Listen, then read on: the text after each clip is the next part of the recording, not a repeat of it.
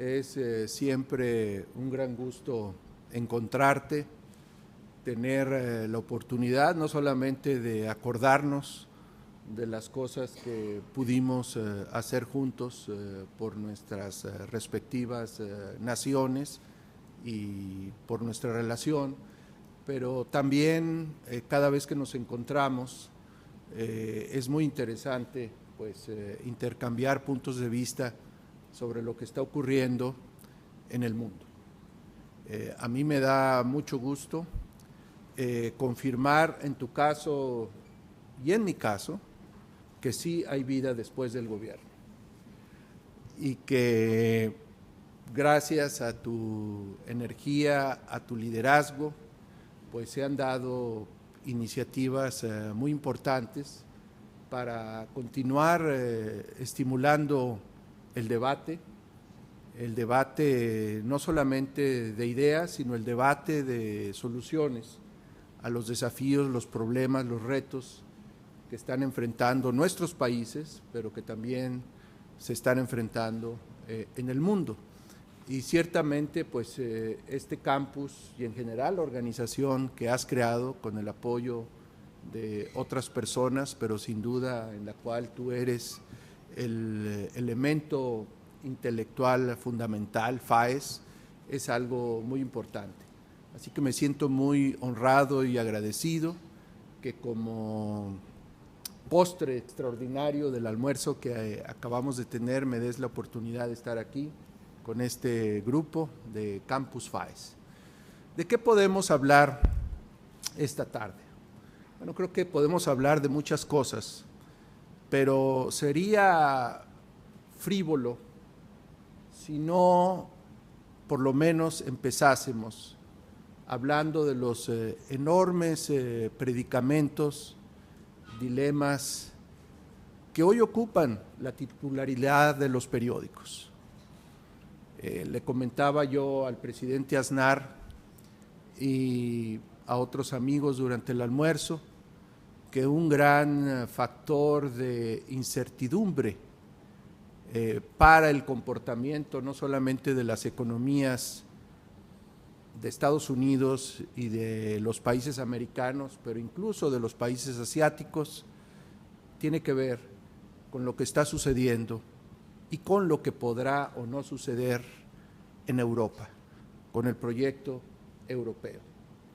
Y este caso es interesante por sí mismo, pero la importancia de analizar este asunto va más allá del paradigma o la condición europea.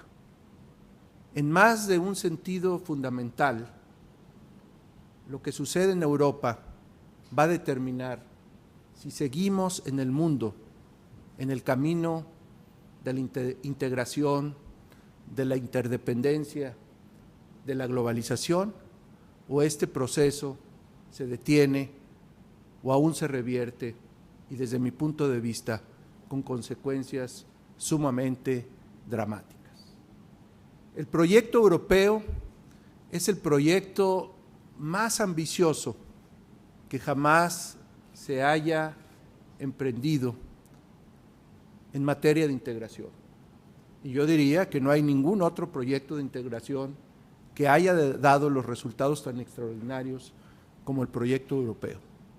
Y sin embargo, hoy nos encontramos con su cuestionamiento, con la duda si el proyecto es realmente viable o es un proyecto que podría derrumbarse si no se toman las decisiones que hay que tomar para consolidarlo, validarlo, sostenerlo o incluso extenderlo. Y esto creo que es algo que es muy importante reconocer y debatir. No es una idea nueva. Ya en el siglo XVIII, un gran pensador alemán, Immanuel Kant, nos hablaba de la paz perpetua. Y la paz perpetua tenía que ver con tres cosas que si ponemos en lenguaje moderno, pues son la democracia, son la diplomacia, en vez del uso de la fuerza para resolver controversias, como hoy se dice en derecho internacional, y de manera muy importante, las relaciones comerciales. Es una vieja idea, pero es una idea que todavía no acabamos de terminar. Y es una idea que los europeos han llevado adelante como ninguna otra civilización ha pretendido hacerlo. Y repito, sin embargo, hoy nos encontramos ante esta situación en la que el proyecto europeo, por distintas razones, se cuestiona. Porque si se colapsa la Unión Monetaria Europea, no es solamente que se colapse el euro, se estaría cuestionando en más de un sentido el proyecto europeo en su totalidad. Y esto tendría consecuencias dramáticas, no solamente para Europa, sino para la humanidad en su conjunto. Esto nos pondría atrás muchos años, y lo que hemos ganado en términos de avance económico, en términos de oportunidades que serían impensables hace apenas unos años, estaría perdido. Y de ahí creo que debemos debatir este tema. ¿Qué es lo que ha pasado? ¿Por qué, habiendo tenido esta idea política extraordinaria de la integración europea y ese paso extraordinario que fue la creación de la moneda única hoy para 17 países, hoy los líderes políticos se han mostrado, en el mejor de los casos, lerdos, lentos, incapaces de dar los pasos que se tenían que haber dado para poder sostener, validar y aumentar la realización de este proyecto.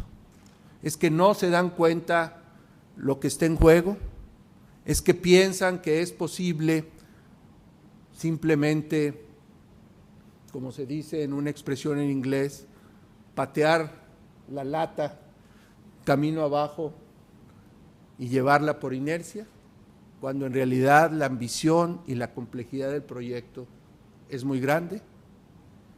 Me parece entonces que lo que está sucediendo en Bruselas ayer y hoy es muy importante.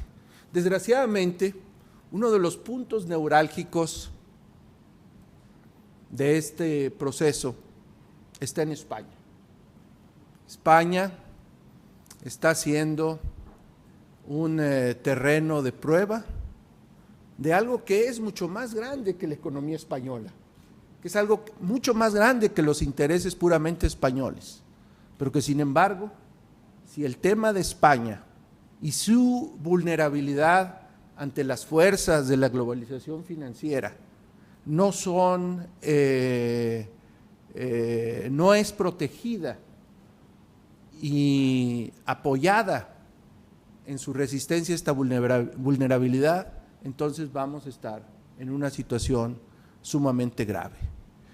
Yo tengo confianza en que al final del día la razón prevalecerá, y prevalecerá porque habrá de reconocerse que lo que está en juego no es solamente la estabilidad o la inestabilidad macroeconómica de un país miembro o varios de ellos de la Unión Europea, sino lo que está en juego es la existencia misma del proyecto europeo y, sin duda, si este proyecto falla, está en duda el proyecto de esa integración económica a nivel mundial que podría darnos la ilusión y bien fundada de que la paz perpetua es posible.